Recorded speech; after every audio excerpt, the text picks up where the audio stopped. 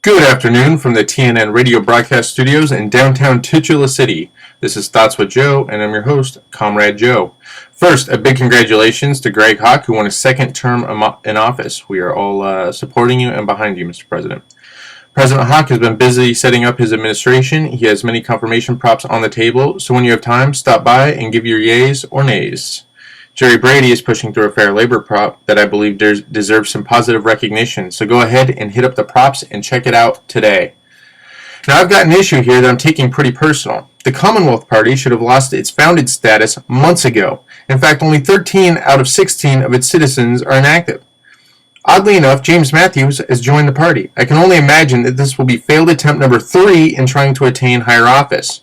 Remember, his first failed attempt was his own political party that had a grand total of 1 member and didn't want to form a coalition with anybody. When this failed, he jumped to the Social Democrats and was Jerry Brady's self-proclaimed campaign manager, and he was subsequently voted out of the SDP and then joined the Commonwealth Party. That would have been failure number 2, if you're counting. Unfortunately for James, I checked out the Commonwealth Party as I was interested in what they believed, and it turns out they're a dead party.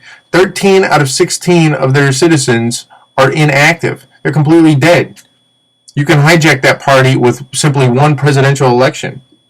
And this was Mr. Matthews' failure. He was trying to ride a dead party to the top. So much for democracy, eh, Mr. Matthews? I'm completely outraged that even though we have laws preventing what the Commonwealth Party is trying to do, we don't do anything about it.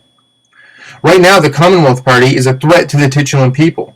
It gives the authority of a founded party to these individuals.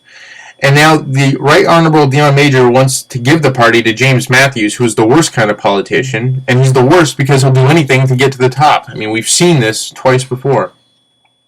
I should note that I speak for myself and not the Hawk administration. If I don't, James will blame the president for my words, and I guess this is James' idea of fairness. The issue is this. Any party that has delinquent accounts should do their best to remove them from the party. Most parties do this. In fact, the top 5 parties always seem to be fluctuating, except for the Commonwealth Party. All it takes is one look at their citizens, and you see many, many accounts that have been delinquent since February. February! That's almost a year ago. Really? And there's only the excuse that the other parties inflate their numbers too. Well, that may be so, but at least they're not so blatant with it. And that's my issue with the Commonwealth Party, is just how blatant they are with it. Wait, I have one more. The president of that party is a Mr. James Inglis, who obviously knew what he was doing and what was going on. I mean, seriously, his elections only had 1 vote. He had to know that all of his party members were pretty much inactive. At the same time, he finds time to lecture us about Christianity. The last time I checked, Mr. Inglis, some of the basic Christian principles going back to the Old Covenant say, "Thou shalt not lie." It is never okay to lie in Christianity, so please, before you lecture us on Christ and the Virgin, at least clean up your visible sins. It will make us a bit harder.